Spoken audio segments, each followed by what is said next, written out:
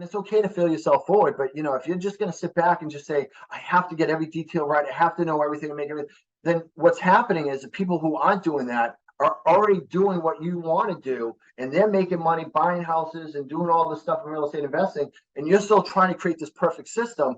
And all of a sudden time goes by and you could be where they are and where you want to be, thinking they created a perfect system, but they never did. They just took action, and you're just sitting here waiting. And people get afraid to pull the trigger, and I understand why. But you don't have to do anything enormous to get into the game. You can just start by making small steps and being consistent. One small step will lead to another small step, right? It's like, how do you eat an elephant? One bite at a time, and just kind of how you have to look at it, in my opinion, anyway. What's going on, guys? Welcome to the Creating Wealth Podcast, where I, Kyle, from Kyle Curtin Real Estate, interview local top dogs in the real estate investing, wealth building, and personal finance industries. Let's build together. What's up, guys? Today, we had a great opportunity to hear Jeremy's story. He has an incredibly inspiring tale to date, and he gives a bunch of extremely valuable advice, especially if you're on the fence about real estate investing. Jeremy is someone who takes ultimate action and has built a very successful wholesaling business in many markets so far. Without giving too many teasers at the start of this episode, a few of the very big topics that we chatted about included taking massive action today and using failure as fuel, and so many more. Before we jump in, I did want to mention, guys, that I recently started a private Facebook group for the show called Creating Wealth Together. It's spelled the same way that the podcast is, KCREatingwealth, and then together. Still figuring out my exact tactical vision for the group, but it will definitely align with, kind of the core values of the podcast and be a community where past guests and listeners can communicate with each other and we can all grow together. And yeah, I'm still kind of working it out, but I'm always open to ideas. Definitely, feel free to join. I would love to have you guys. And also, would you guys mind please leaving a rating and I'm sorry, I still have a cold. Would you guys mind, just please leaving a rating and a review down below? I always love hearing your guys' opinions on how I can make the podcast better. It always means a ton to me. Thank you so much, guys. And let's jump right into the episode. What's up, guys? Welcome to episode 102 of the Creating Wealth Podcast. Today, we have the great pleasure of chatting with Jeremy Beland, the absolutely awesome of his company, NH Homebuyers. He also has a New York branch called Western New York Homebuyers. What's going on, Jeremy? Super excited to have you on here, man. Yeah, man. Thank you. I'm super excited to be here. Thanks for the great introduction. It was really nice of you. I'm really excited to be here, and congratulations on this podcast, man. That's good stuff. Thank you so much. It means a lot, man. It's been a lot of fun. I'm really excited to be here, and I know your real estate journey is on its great path to success, which is always cool to see. I hope on this podcast I can help provide some value, hopefully just motivate some people to get into the game and not stand on the sidelines. That's what I really inspire to do. I love it, man. I absolutely love it. So to kind of jump in, my friend, tell us a little bit about your backstory, like kind of how you got started in real estate. Like, tell us your tale. Well, one day I just woke up with a silver spoon in my mouth, and my family just gave me a ton of real estate and said, "Hey, go be successful." Yeah. All right. I wish it was all that easy. Honestly, I come from very humble backgrounds. I was, a troubled kid, got into a lot of trouble in school. It was kind of had some struggles as, adolescence into my teenage years. I ended up not even graduating high school, got my GED, was able to take some college classes. But, I say that because I want to let people know that in order to be successful in this business, you don't have to be, highly college educated. Not to say you shouldn't be educated, but not educated as far as like, typical schooling and things of that nature. Anybody can be successful in this business. But I came from humble backgrounds. My family was very, very, poor, for the most part. And, we struggled. We moved around a lot as a kid, which I think gave me the ability to really learn how to talk to people, because I was just constantly going to new schools and things of that nature. But then I was able to overcome a lot of that. And despite a troubled youth and some brush ups with the law and some other bad things, I was able to get my act together, in my early 20s.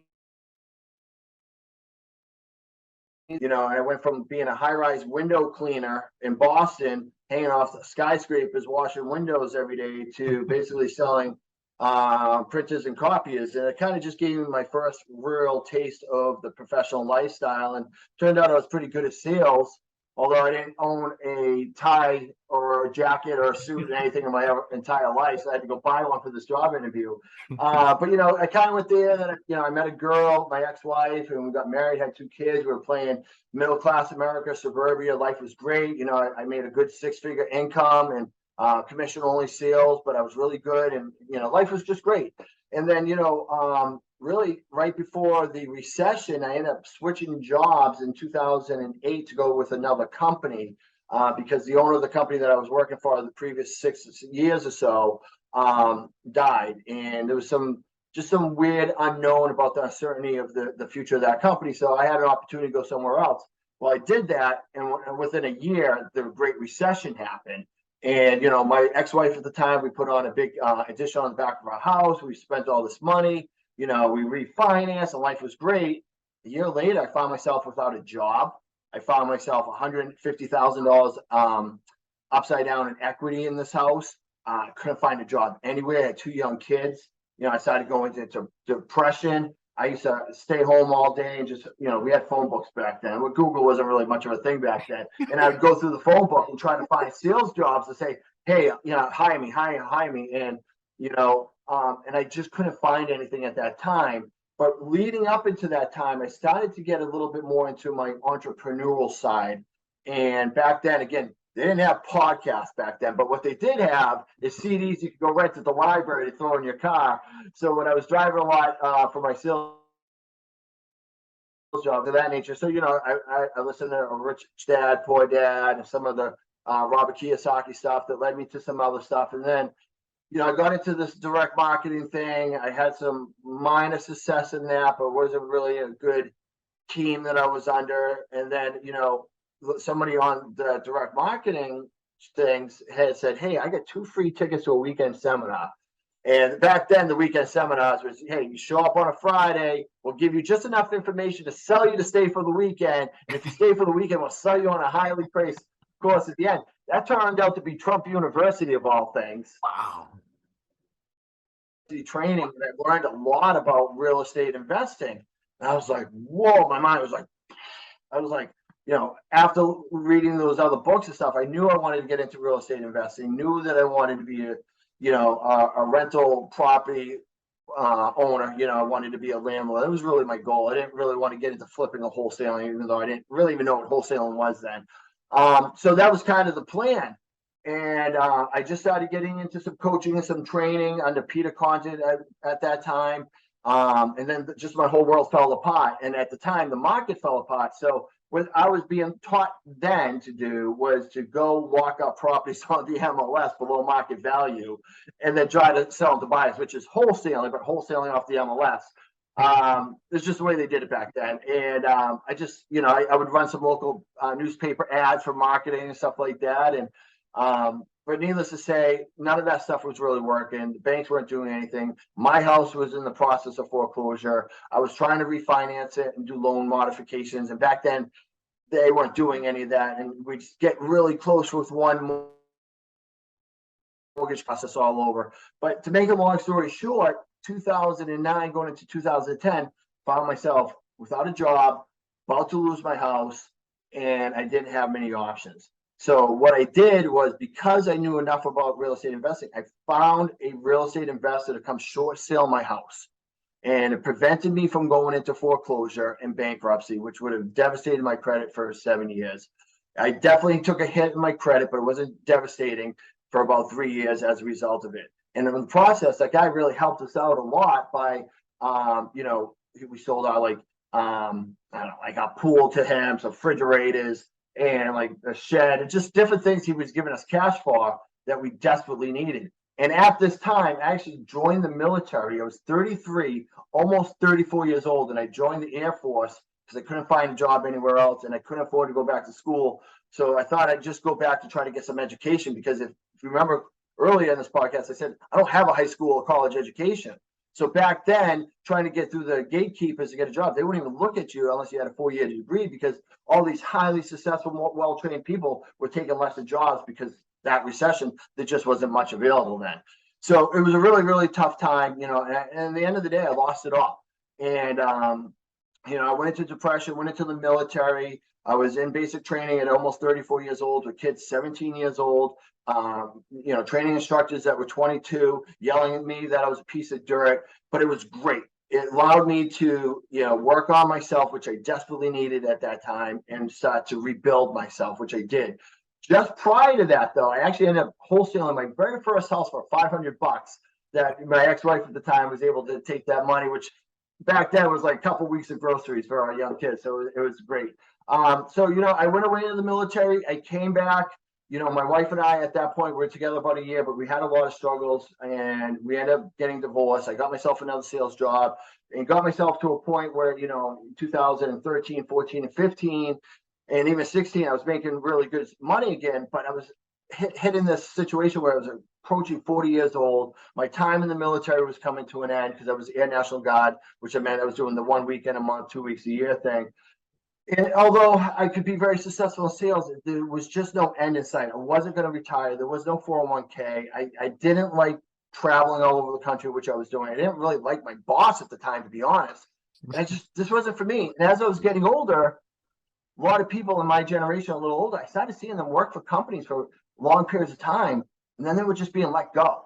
And it's like some of these people work 10, 15, 20, 30 years, and they would just let go with nothing because they just hired somebody much younger, give that person the workload at a much lesser price. And it just kind of dawned on me, like nothing in your future is certain. So I wanted to take more control. I've been taking control of my life with regards to getting through the depression, getting through the recession. My income for like the better part of my 15 years prior to that being commissions only, I was in charge of that. I would go cold call and generate leads, create those customers and everything else to service those accounts. So I had to take control. And, I said, I listened to real estate investing again on my podcast. Now, CDs are outdated. Mid 2015 and 16, the podcast, I started to make a thing. And I was traveling I started listening to different things. I was like, do I want to flip? I still want to be a landlord? I don't really know where to go. I don't have much money. And I came across a podcast of Tom Kroll called Wholesaling Inc. And it changed my life. And, after listening to it about a year, afraid to pull the trigger, which I wish I did sooner, I decided my townhouse, which I was living in, again, divorced for a couple of years, living with my two kids, 50% of the time. I took that townhouse, I sold it, made a little bit of equity. I think I had like $15,000 or something, paid off some credit card debt. I paid $5,000 for the wholesaling Inc. coaching program, took my $6,000 and then started my business with my LLC, my contracts, and my first marketing and my my website. And I hit the ground running. And that was January of 2017. Moved my kids into a little 2-bedroom crappy apartment in Derry. And, and the next thing you know, I was off and running, did 10 wholesales my first year.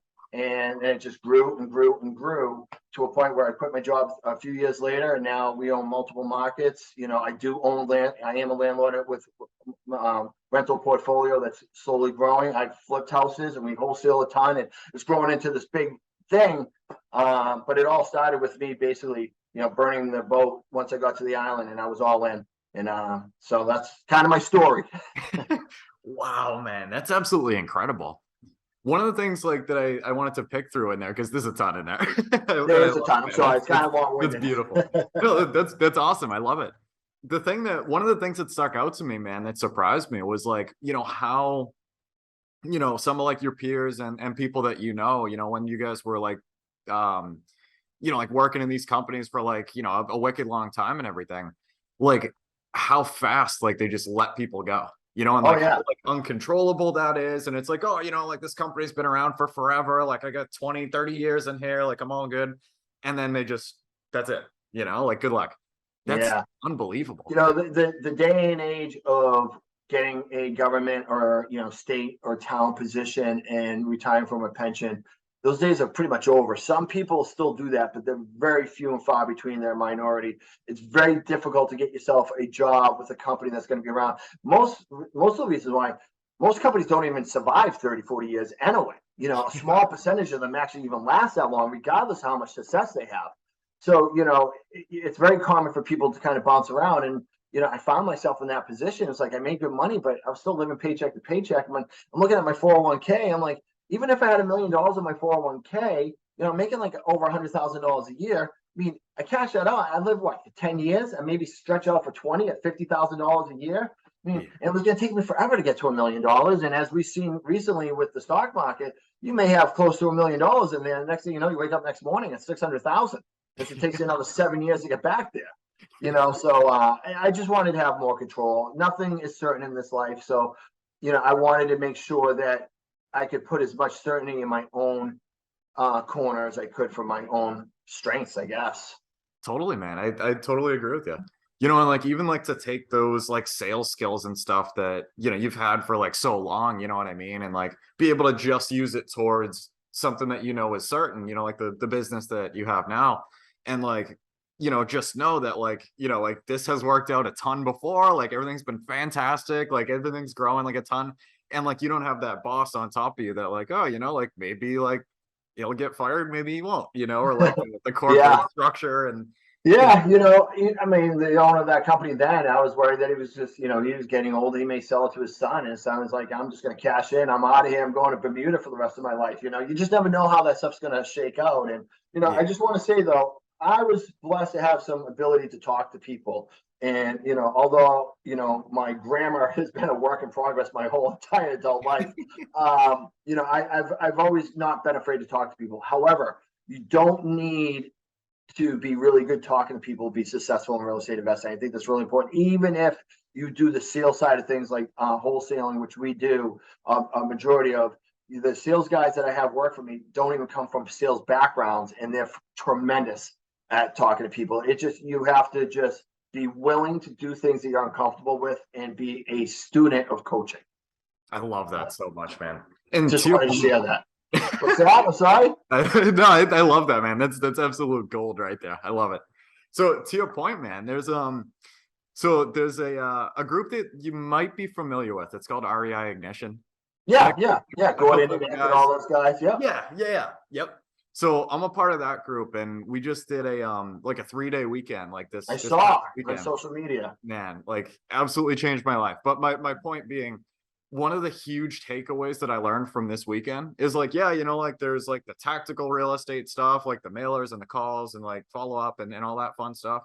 But that might not necessarily be the hard part.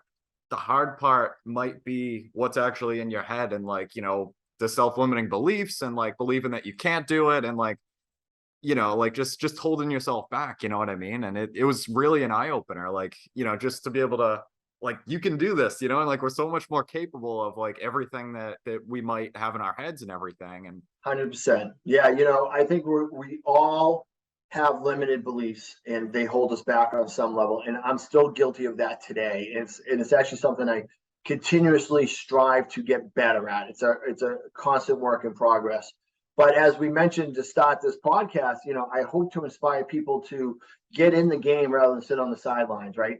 Yep. There is not going to be what I call a unicorn. There's no perfect deal. There's no perfect situation. They don't exist, right? There's going to be some levels of risk. You're going to make mistakes, and that's okay. Obviously, you want to limit those. You don't want to make a mistake that devastates you financially the rest of your life. But most people don't go in with those kind of mistakes. They tend to be smaller. And it's okay to fail yourself forward. But, if you're just going to sit back and just say, I have to get every detail right, I have to know everything and make everything, then what's happening is the people who aren't doing that are already doing what you want to do. And they're making money buying houses and doing all this stuff in real estate investing. And you're still trying to create this perfect system. And all of a sudden time goes by and you could be where they are and where you want to be, thinking they created a perfect system, but they never did. They just took action, and you're just sitting here waiting. And people get afraid to pull the trigger, and I understand why.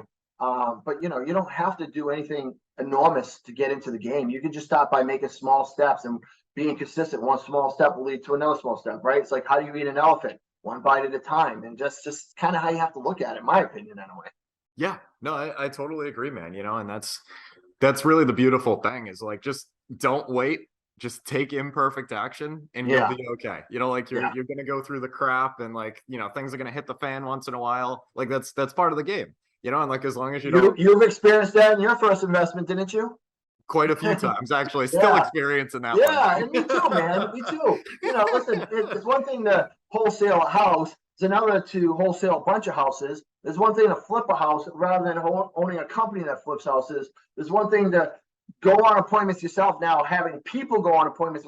Like, I didn't wake up one day and said, "Oh my God, I know how to be a business owner." You know how many times I screwed up being a business owner? You know how many times I screwed up just going on appointments? You know how many times I've screwed up flipping houses? You know how many times I screwed up buying rentals? I mean, I've screwed up everything, but I just keep taking massive imperfect action.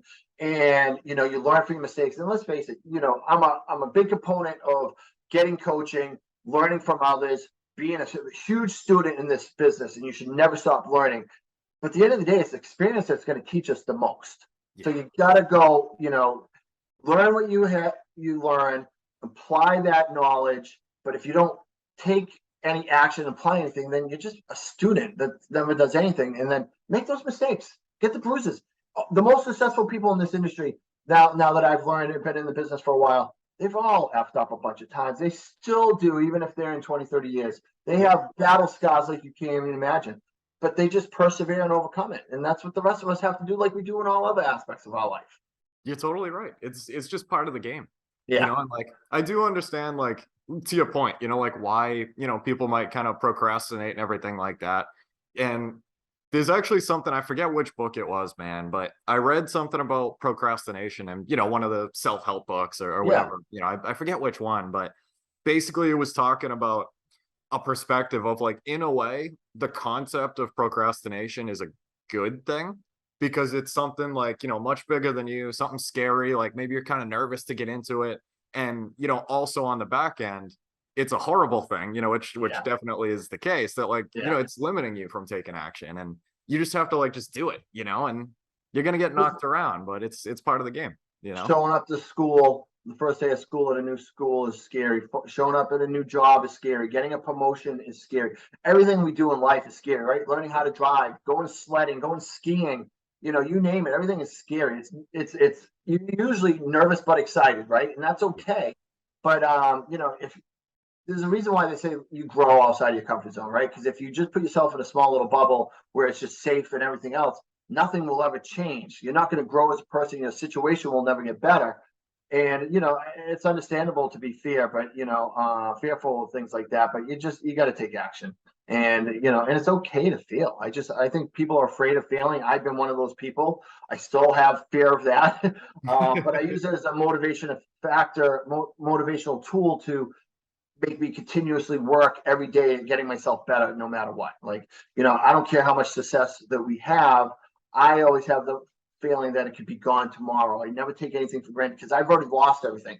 When I was a child, my family went through bankruptcy and foreclosure. We lost everything. As an adult, I almost went through that same experience. So I know, so you just gotta, I don't know, just push through, persevere, and it's okay to be afraid. But I just want people to stop trying to make the perfect thing. There's no perfect deal. There's just no unicorn. Just come on, man. Get into the game, man. Get into the game. You want to? What are you waiting for? Let's go. Let's go make some money. Let's go flip some houses and stuff, Exactly. And that was definitely something that I, that, I was kind of, fell victim to, I guess, self-inflicted or whatever, is like, before, for like, some of the things that I would try to start, I'm like, all right, like, all these systems need to be exactly right, like, and then I can start, and like, thinking about it now, especially after this weekend, guys, thank you so much if you're listening to this, of course.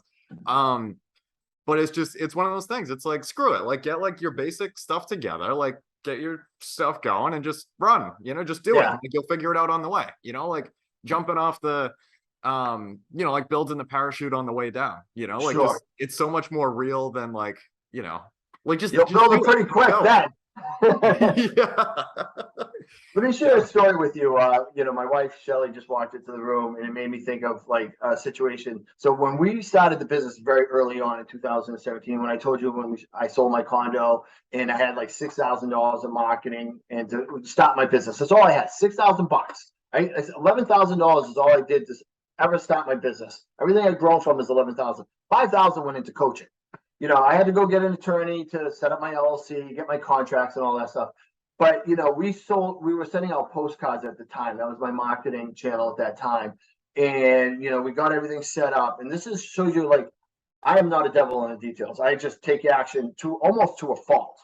And we set up our first list. It's going to be the absentee owner list, and we're sending out 1,000 letters this week, 1,000 letters next week. And after about 1 or 2 weeks go by, right, and this is like 1/3 of the money that I have, maybe even close more, like 1/2. All of a sudden, I realized the phone's not ringing. Something's wrong. I look at the number. I put the wrong phone number on the postcard. I never proofread it from the mail house.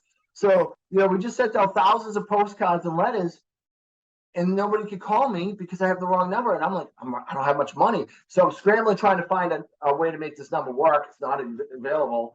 It doesn't exist. I can't get it. So I have to basically redo that whole list again and put the right number on it. And then people started calling me and be like, I've been trying to call you for 2 weeks, but the number said disconnected. And it was just, but you're thinking, oh my God, it's over. I just started and it's already over. But, we persevered. We ended up getting, one house out of that. And, we wholesaled our first deal for $5,000. And, and next thing you know, you're on the ground and you're running. But, talk about making mistakes, Yeah, no, I totally agree, man. And guys, literally, like, just rewind that and listen to that again. Like, like, just go out there and take action, man. Like, like basically, like, just to put everything together. Like, just figure it out later. Just do it and run. Like, wow. So, Jeremy, I do have a question for you, man. So, Yes, what's sir. kind of your drive and your vision for the long term? Well, it does change, and it has changed a lot since I've gone into this business, a business. I thought I would just kind of do this with just me and Michelle, and we just kind of run a small operation and flip some houses and buy some rentals. And, I guess the end goal is really to still have a rental portfolio. But now, I'm growing my companies. As we talked prior to this podcast getting started on this, I'm in the process of scaling both of my locations, and I plan to scale a lot more in coming years, which is something I never anticipated to do. We flipped a bunch of houses, and we'll probably continue to do that. And I still want to buy rentals, and it's just, I've kind of bounced all around. But really, my motivation is time freedom more than anything. So the business has really been a way for me to build a life. And it's not so much about financial wealth, which obviously we all want, right? But for us, time is more valuable than the dollar. Obviously, we need the dollar to give us time. I wish I got started at a very young age like you have, and I commend you for doing that, because I would not be on this podcast right now. I can guarantee I'd be doing a lot, or maybe I'd be on the podcast, but I would definitely not be working as much as I do. And I don't really work a ton, I have good systems in place and everything. But my wife and I, we've generated, we built a business the last few years that really gives us a lot of flexibility. So, no matter what's going on with the kids, we're always there. We don't have to go to work today. Heck, we don't even need to set alarms. We do, because we're motivated people to get up early every day, but I haven't had to set an alarm in years. I don't have to get up for anything. I don't have to get up to go to a job. I don't have to get up to answer to anybody. I don't have to do any of that. And no matter what, the money still comes in, right? Yep. But, the time freedom is really, really important for Michelle and I. And as we get older, that time becomes more limited, which makes it even become more precious for us. So, I'm at 46 right now. My goal is to, be in a situation where I'm really out of the business. Not out of the business, but out of, they call it the owner's box. I want to be, by the time I'm 50, in the owner's box, have people running my businesses where I have multiple streams of income coming in So I could just basically go spend time with Michelle, traveling, creating memories with her, and just having great experiences with her, making sure that we spend time with our children, travel as they continue to get older. Our kids are starting to become young adults and older teenagers. So those years are coming to an end. And, soon we're going to be grandchildren. And, we just want to experience all that life has to offer with that, knowing that life is really limited with time.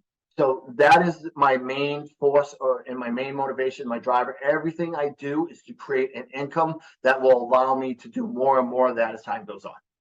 I love that so much, man. That's awesome.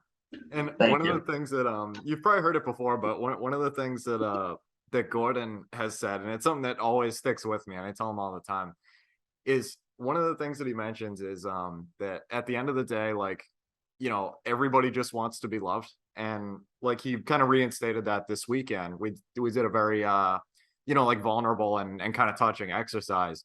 And he was saying, he's like, this real estate thing, he's like, this real estate thing is a tool to be able to buy the life that you want to be able to spend with the people that mean the most to you.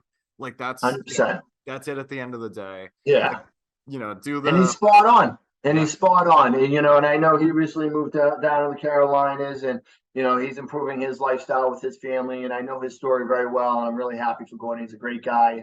Yeah. And, he deserves everything that he's achieved and he continues to achieve. And, he's really great at paying it forward for others as well. I got a lot of great respect for Gordon. A lot of people say, what kind of investor are you? And I really just, for Shelly and I, we're just lifestyle investors. We're investing to create a lifestyle that makes us what we want. Now, listen, I still work. I'm still in the business day to day, on the business, but still in the business, right? Because I have to run teams and we have a lot of things because, we're growing and there's a lot of, as a CEO, responsibilities that come along with that. But I still get to live the life that I want. I mean, there's days I'm like, God, why am I doing this? But then Shelly reminds me, like, remember when you used to work for your boss and you would love to have these problems? I'm like, yeah, yes. You're right. I would, and her and I get to travel a lot, and and even until I was 40, I never really traveled a lot. Real estate has allowed me that conduit to be able to travel a lot, and and we don't do anything really extravagant. Although we went to Greece this year for the first time, that was pretty extravagant for us. We're not very materialistic. We're still very humble. And we probably could even make more money than we want or do now. But we're really about sharing it with our team and allowing people to prosper in our companies. And I'd rather have everybody kind of grow with us and provide value to their lives rather than trying to keep every dollar for us. And, and at the end of the day, something that I kind of feel passionate about. I know is a thing like, we grow all this money to pass down to our children. Well, honestly, Shelly and I are in really good shape, knock on wood. We plan on living till like we're 90 to 100. If I can give my kids anything, they're going to be 70 or 80. They're not going to need anything that I give them at 70, 80 years old because they're going to be so old. And, so, I'm not trying to save money to pass down for my family. I know that kind of sounds selfish, but I want to use that money so I have a great life now with my children and my wife. And we want to put ourselves in a position where we can give to our kids while they're younger to help build their lives, whether it's paying for college, helping them get houses, helping them start businesses, help them with whatever their adult entrepreneurial or non-entrepreneurial goals are, rather than saying, hey, when you're 60, 70 years old, I'm going to give you, 15 apartment buildings and, all this money. It's like, it doesn't matter to them, right? They're going to give it to their children maybe. And, we'll probably pass stuff down to our grandkids, but, we're all, and obviously we plan for the future, but not that far ahead of the future, I guess.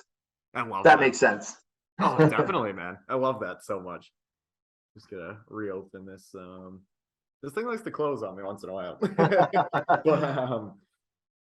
But yeah, man. No, I totally agree with you. It's it really is a there we go. It really is a beautiful thing. You know what I mean? And it's definitely, to enjoy, your life and your family's life and everything now rather than, kind of later on and that type of thing. Yeah, there's a mentor of mine who I've recently come in contact with because I'm a member of the boardroom named Tim Herridge. And he talks about, one of the things he said, it kind of resonated with me is like, we get into this business to create time freedom. But then we hustle that we don't have any time freedom, and we lose sight of why we get into the business to begin with. And we've all been guilty of that, myself included. So I really try to keep that in perspective. It's definitely a delicate balance between trying to get better, try to grow, try to achieve those goals. And, obviously if you're not growing, you're dying, right? So you're constantly trying to grow as a person within your business. But, time is incredibly important, and finding that balance is really tough. But that's why we all do it. It's time freedom, so we can go to our kids' soccer games, be at the presentations that they have at school. If there's a sick day, we don't have to call into somebody and say, hey, I can't get in today, or hey, I need to take a sick day off. If Shelly and I want to go leave on a freaking month, we're just going to leave for a month and go get an Airbnb, take the kids with us. We don't care, and what a gift that is. And, if it wasn't for real estate, that would never be possible. I love real estate because of the lifestyle it gives me and Michelle. It's an incredible gift. I feel we talk about, we're rich beyond what we could ever had seen or imagined at any point in our lives because of our time freedom and our ability to spend time together doing the things that we love, especially just spending time with each other, which is our favorite thing to do. Of course, man. Guys, seriously, go take action. Go go and invest in real estate. The sky is the limit, my friends. And it's absolutely nuts. It is, just to be able to kind of buy that freedom and buy your time back, and just live the life that we all should be living at the end of the day, and not being tied down and asking for a day off in 3 weeks and being like, oh yeah, hoping you get a 3% raise this year when inflation goes up 12. Yeah, man. Yeah. Yep. Yeah. And I know a lot of people, they get worried about, the real estate market being down right now, down and up, but listen, the market's always going to go up and down. There is no wrong time to get in real estate. There's only the right time. The right time is now. Exactly. So it doesn't matter if the market's going up, market's going down. The right time is now. There's ways to make money in any market, whether it's up or down. And if you're just waiting for, I'm going to wait till the interest rates go down, and then I'm going to start getting into flipping houses, then, you're going to lose millions of dollars of people who are taking action now, and what I learned a lot, because I got into this in 2017, I learned a lot from the people who took action during the recession in 2009, 2010, 2011. A lot of people lost a lot, including a lot of investors at that time, but there was a lot of investors who positioned themselves well to take action during that time. And those guys and girls are filthy rich now and probably don't even work. They wrote a 10 to 12 year bubble that changed their lives for the rest of their lives, and they can probably just do whatever they want when they want from there on in. So my goal is, and I've been kind of waiting for this downturn in the market, is to position ourselves to take advantage of that. But, we've taken advantage of the market going like this all the way up to the right for is it the right, left? I don't know how they describe that. But, going up every year. We took advantage of that. But, when it goes down, there's a lot of advantages there. So, if you're worried about the market, don't be. Again, just take action. Like you said, Kyle, just get in. Of course. And that's exactly it, man. It's just to be able to kind of position yourself to take advantage of both opportunities, or, both parts of the cycle or whatever. And there's going to be opportunity everywhere, 100%. If you can, if the market goes down and you're able to have a HELOC open or something like that, or whatever the case may be, or if you're wholesaling or whatever kind of is going on, and you're able to have access to capital, in a market where, properties are trading for 60, 70 cents on the dollar or something like that. Now you can take huge advantage on the buy, and on the flip side, the market that we've been in for the past, I don't even know at this point, but and kind of ride the wave of people paying stupid amounts over asking and all the appreciation that's being forced, and you can win all the time. You just have to position yourself to be there. Yeah, you should know what's going on and what areas to work in and where to be cautious and everything else. But you're 100% right. You can definitely take action. There's always going to be distressed sellers. There's always going to be distressed properties. There are endless amounts of them. You're always going to be able to buy properties way below market value. You're always going to be able to sell them because at the end of the day, there's a housing shortage not only just here locally, but nationally, right? And so people need housing, and we can never build them fast enough. So there's always going to be a need for them. They may sit on the market a little longer, but somebody's going to eventually buy them. And we know, as you know, when it comes to rentals, everybody needs a place to live there too. And if one thing I would say in this market is the houses are, flipping houses, the values of those houses may go down. The retail market of single families and things like that may go down, but the rental values are going up. So maybe you don't want to get into flipping houses right now because whatever, it's a great time to buy a house, become a landlord, because rental rates are going to go up. So, I mean, there's always something to be done there. So, of course, man, of course. So we kind of dug into this one quite a bit, but I'll ask it again, just in case there's anything else you might want to add. The question I always like to ask everybody is, how do you define wealth? I know we kind of covered that pretty good, but yeah, how I define wealth is just freedom, time freedom and freedom of my self. I don't have to answer to anybody. Shell and I, we answer to. I can come and go as I please, and I just having the ability to just have that time. That's the most wealth I could ever have hoped for. I would not want to be a person making $1 million a year and had no time, right? And also my health. Shelly and I invest a lot of time, energy, and money into our health. And what is wealth without health, right? It's great. Hey, I'm 55 years old. I have millions of dollars in all this real estate, but I'm one, Big Mac away from dying because I haven't taken care of myself for 20 years, right? So Shelly and I, we have the ability to work out every day, and we make that a priority in life. We eat really healthy foods, and we invest money into gyms and personal training and nutritional coaching and all that stuff that we have the resources to do thanks to real estate, which allows us, again, to live to like 90 to 100 years old. But, we love to just be active. We love to have healthy lives, and we love to have time. So that to us is wealth. Wealth is health and time freedom. There's the answer. I couldn't agree more. So I got one more question for you, man. So sure. Do you read, and what is your favorite business, investing, or real estate book that you would recommend? My goodness, there's so many. So yes, I read. So, one of the things that Tom Kroll taught me when I got into Wholesaling Inc., and I wasn't much of a reader before then, it was just to read books every day. And I read every day, and I love reading now. And I've read a ton of books ever since. And I feel empty if I don't read every day. It's just part of who I've become and my routine. And, and back in about 2018, I read the Miracle Morning book, which was just changed everything. I've always been a morning person, but this really helped me structure a morning routine that really, really helped just transform my life. So, here are some of my favorite books behind me. Obviously, action back there. Yeah, of course. Yeah, we learn a lot about business off of that.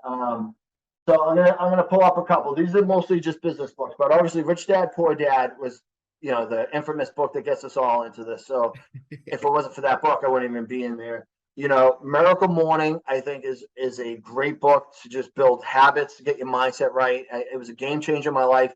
My financial wealth doubled within a year from reading that book, and I'm convinced it's because of the habits that book has taught me. But I'm going to say this one. This is a very different one that a lot of people don't read very often, but it's called Your Next 5 Moves by Patrick Bet-David. I'm a big fan of him. He's a guy who came from Iran.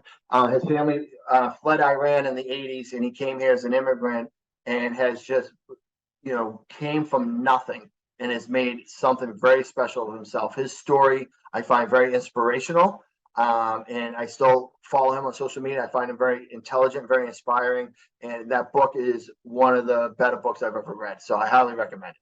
Wow, I haven't heard of that one, man. I'm excited to add that to my list. It's a great one. I really enjoy it. I reread it every year.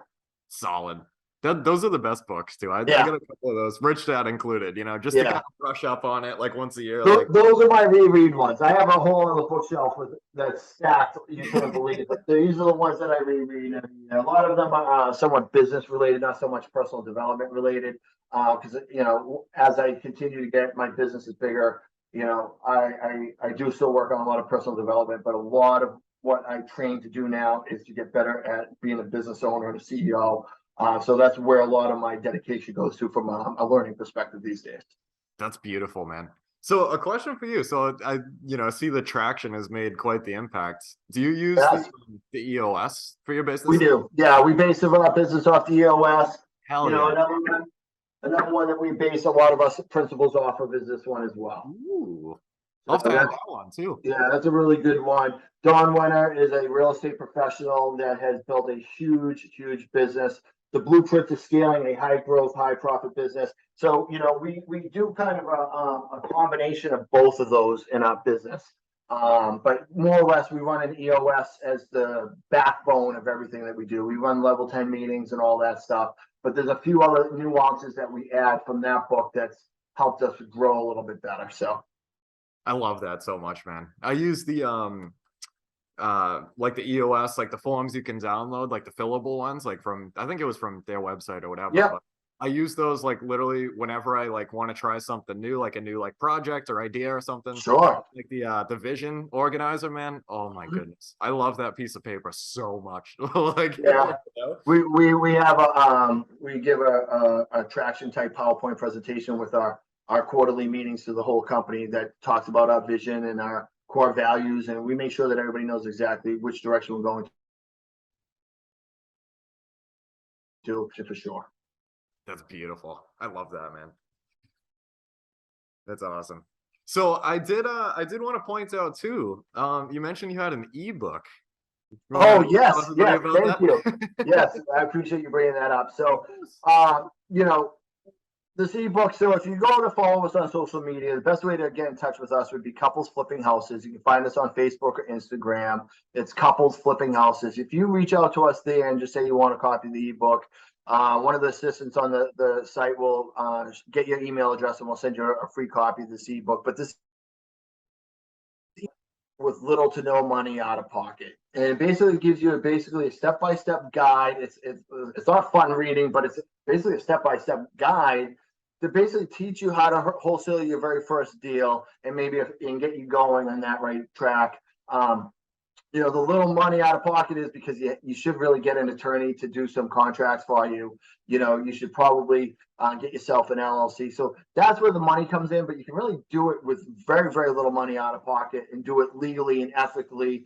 And wholesaling has completely changed my life. You can go from, working a full-time job like I did. And even if you hustle and just do a handful of wholesale deals a year, you can drastically change your life from a financial aspect. You can even replace, depending on what your annual income is, your job from a handful of small wholesale deals a year through this ebook. So, we want to just provide that value so people can go read that ebook. We'd be happy to. We've been obviously wholesaling hundreds of houses for many years in many markets and with great success. And if those people want to go find the deals, bring them to us. And when they want to split it 50-50, we'll give them some extra guidance, some extra coaching, and help them along the way. If they don't, they just want to do it on their own, absolutely. But go get this ebook. It could change your life.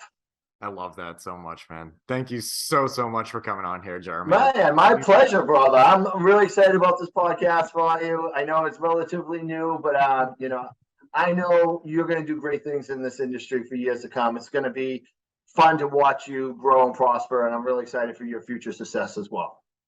Thank you so much, man. It means a lot. All righty, Jeremy. I will talk to you later on, my friend. All right. Thank you. Thank you so much. I'll talk to you later.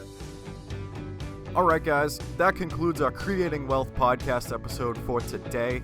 I want to thank every single person that has listened this far. It really means a lot to know that people can learn from me and with me as we build wealth together. Hopefully you can take home at least one thing from this podcast that will improve your life just a little bit. If you could, please check me out on social. That's at Kyle Curtin Real Estate on Instagram, Facebook, and I'm on Biggerpockets. Until next time, let's build together.